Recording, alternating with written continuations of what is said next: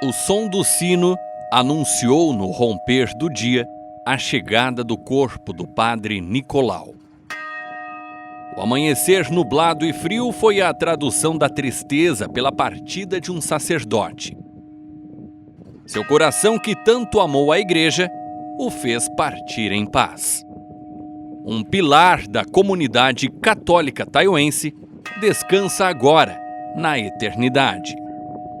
Padre Nicolau sofreu uma parada cardíaca ao chegar no hospital de Ituporanga. O seu velório iniciou às 5h30 da manhã, aqui na Igreja Matriz Cristo Rei de Taió, com a Santa Missa às 9 horas. Filho de Augusto Renzen e Terezinha Coelho Renzen, Padre Nicolau nasceu em 19 de janeiro de 1941, na localidade de Cambará, em Bom Retiro. Entrou no seminário no início de 1967, em Lages.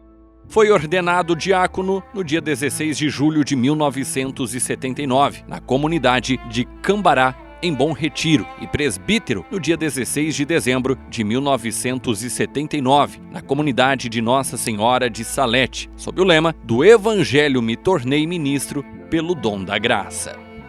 Na Diocese de Rio do Sul, trabalhou nas paróquias de Rio do Campo, Presidente Getúlio, Bairro Canoas, em Rio do Sul, José Boatê, Seminário de Filosofia em Brusque, Seminário Menor em Taió, Rio da Prata, Trombudo Central, Mirim Doce e Taió.